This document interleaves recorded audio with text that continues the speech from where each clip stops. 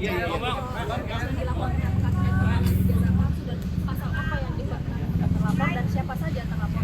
Iya, jadi kan kami baru selesai mendampingi Pak Jokowi untuk membuat pengaduan atau pelaporan terhadap dugaan tindak pidana yang dilakukan oleh beberapa pihak. Kembali lagi kami sampaikan bahwa dugaan fitnah dan tuduhan-tuduhan tersebut itu sangat-sangat kejam karena telah merusak juga nama baik dan martabat Pak Jokowi, berdampak bagi nama baik keluarga, dan yang tidak kalah penting ini juga merusak nama baik rakyat Indonesia. Kenapa saya bilang rakyat Indonesia? Coba Anda bayangkan kalau seorang presiden yang dipilih langsung oleh rakyat sudah menjabat selama 10 tahun dituduh seakan-akan memiliki ijazah palsu. Jadi dituduh seakan-akan dari dia pencalonan, kemudian menjadi wali kota, gubernur, hingga presiden, seakan-akan dianggap itu semua menggunakan ijazah palsu.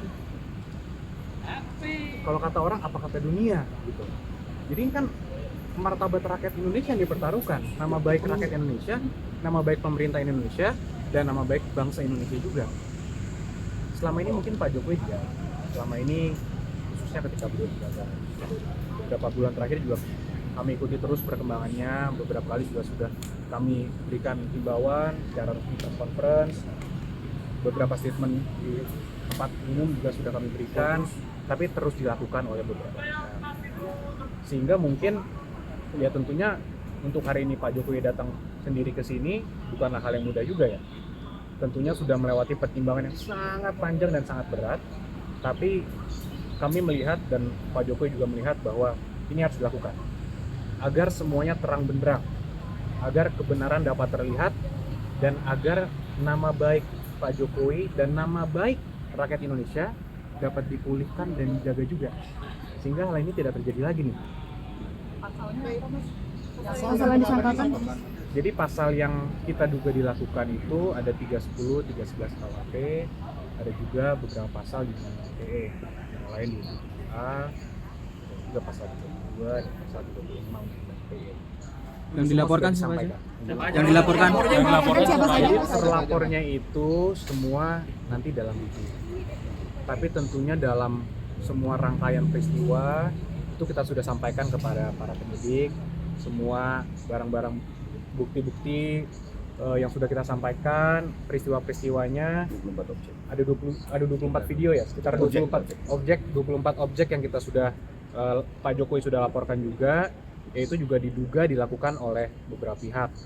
Mungkin inisialnya kalau boleh saya sampaikan ada RS, kemudian ES, ada juga inisial T, ada inisial K juga.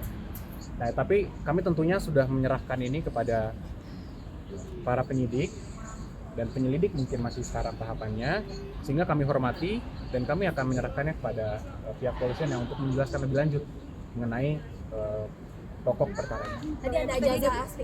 Ijazah aslinya sempat ditunjukkan ke penyidik Mas pasca laporan. Iya, jadi tadi Pak Jokowi sudah memperlihatkan secara clear ijazah SD, SMP, SMA, hingga ijazah kuliahnya UGM.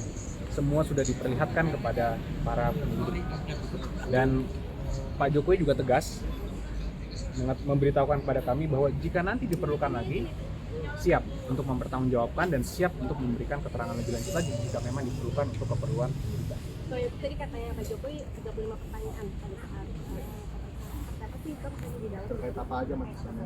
Banyak ya, tentunya dari pertanyaan pendahuluan, kemudian sejarah-sejarah Pak Jokowi juga ditanyakan, bagaimana dulu pada saat kuliah, kegiatan-kegiatannya apa saja, hingga tentunya yang paling terkhusus, paling banyak mungkin mengenai peristiwa-peristiwa dugaan tindak pidana yang dilakukan.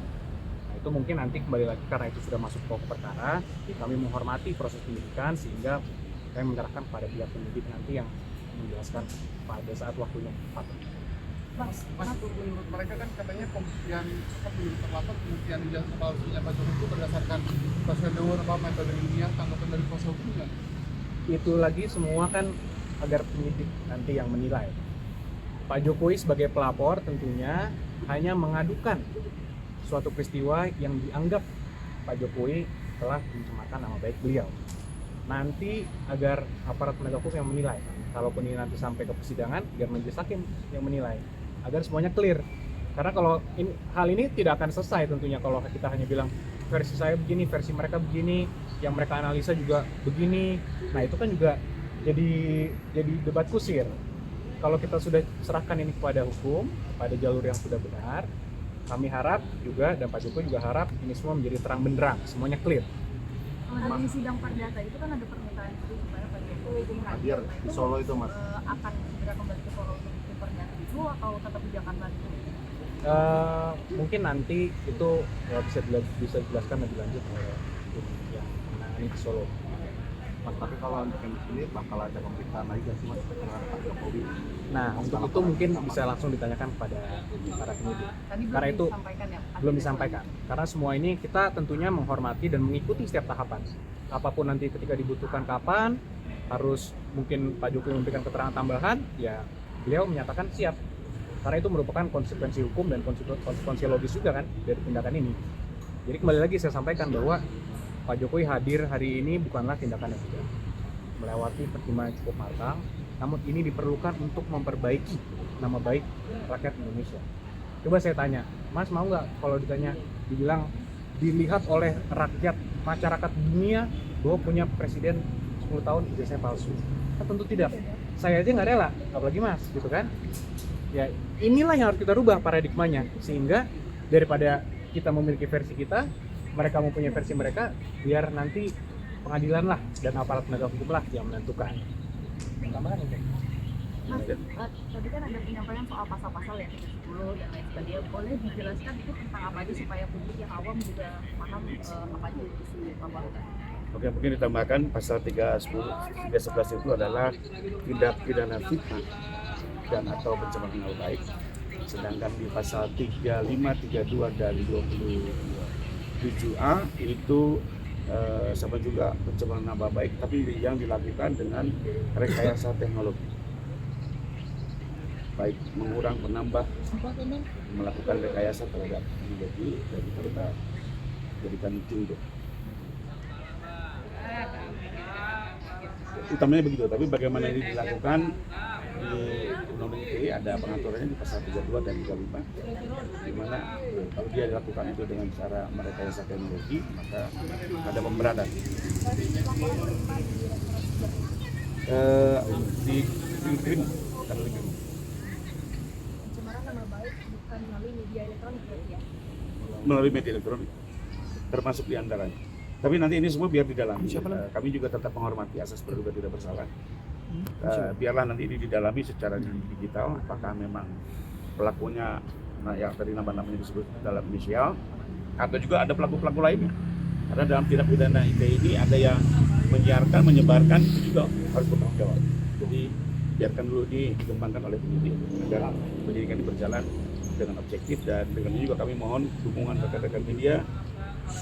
Kita hargai Pak Jokowi hari ini sebagai warga negara ingin menggunakan hak hukumnya sebagaimana warga negara lainnya untuk mengembalikan kehormatan dan martabat beliau, dan biarlah penyidik bekerja secara objektif dan transparan. Pak, ini kenapa laporan Barreskrim nanti pada ditinggal hukum Pak Jokowi? Memang kita dari awal sudah mempelajari mayoritas saksi ya, dan mayoritas alamat dari objek-objek ini berada di Jakarta. Jadi tempat di mana mayoritas saksi itulah yang sebaiknya menangani agar pemeriksaan bisa dilakukan secara cepat. Berarti ini terlapornya ada 5 orang ya? Dalam lidik, tapi dari 24 objek itu memang ada 5 yang kita duga paling tidak ikut terlibat dalam tindak pidana yang akan dilakukan. Makasih Bang. Nomor LP-nya ada nggak Bang? Nomor LP-nya ada nggak Bang? Oh tidak, kita tidak ada hubungannya dengan yang dilakukan oleh pihak-pihak luar. Kami hanya menggunakan upaya hukum hari ini di Polda Metro. Bapak boleh izin memperlihatkan? Tunjukkan LP-nya. Ya Pak, LP-nya Pak, nomor LP-nya Pak. LP-nya Pak. Di bukti laporannya Pak. Di laporannya. Tadi dibawa oleh Bapak. Oh di bawah. Nomornya ada nggak Pak? Nomor LP-nya ada nggak Pak? Ya, Nomor LP-nya ada nggak? mungkin ke penyidik aja. tadi RP-nya ke bawah. SPKT. Pak, boleh sekali diulang lagi Pak soal yang inisial tadi supaya Pak boleh dipertegas lagi Pak. Ada RS, ES, RS lagi, ada T, ada K. Ada mantan menteri berarti Pak? Mari kita ikuti proses hukumnya. Ya.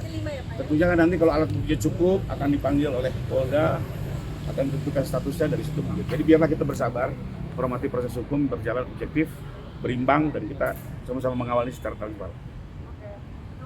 Cukup ya? Terima kasih loh.